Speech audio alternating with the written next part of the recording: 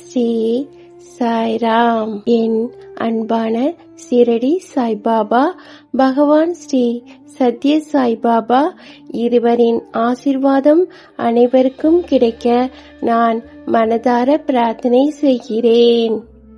என் அன்பான சாய் சகோதர சகோதரிகளுக்கும் அனைவருக்கும் இனிய கார்த்திகை தீப திருநாள் நல்வாழ்த்துக்கள். பகவான் ஸ்ரீ சத்ய சாய்பாபா அவர்களின் அருள் உரை. தீபம் ஏற்றும் செயலுக்கு நமது ஆன்மீக பயணத்துக்கும் நாம் இணையாக பெறலாம். பகவான் இன்று நமக்கு மிகவும் தெளிவாகவும் அன்பாகவும் அறிவுறுத்துகிறார். அறியாமை என்னும் இருள் நீங்க வேண்டுமானால் விளக்குக்கு தேவையான பாத்திரம், எண்ணெய், திரி, தீப்பெட்டி போன்றவை மனிதனுக்கு தேவை.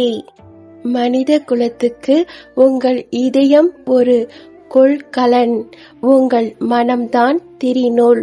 அன்பு என்பது எண்ணெய், தியாகம் என்பது வைராக்கியம், தீப்பெட்டி.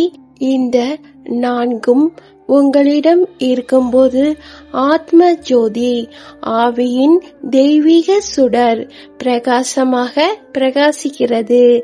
ஆன்மாவின் ஒளி பிரகாசமாக இருக்கும்போது அறிவின் ஒளி தோன்றி அறியாமை இருளை அகற்றும்.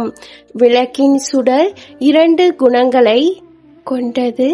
ஒன்று இருளை விரட்டுவது, மற்றொன்று தொடர்ச்சியான மேல்நோக்கி இயக்கம்.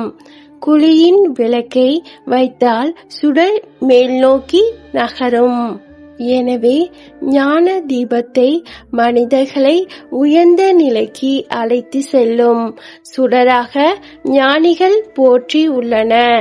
எனவே ஒளியின் பிரகாசத்தை ஒரு அற்புதமான நிகழ்வாக கருத வேண்டும். விளக்குகளை ஏற்றி வைப்பதோடு உங்களுக்குள்ளும் விளக்குகளை நீங்கள் ஏற்றி வைக்க முயற்சி செய்ய வேண்டும்.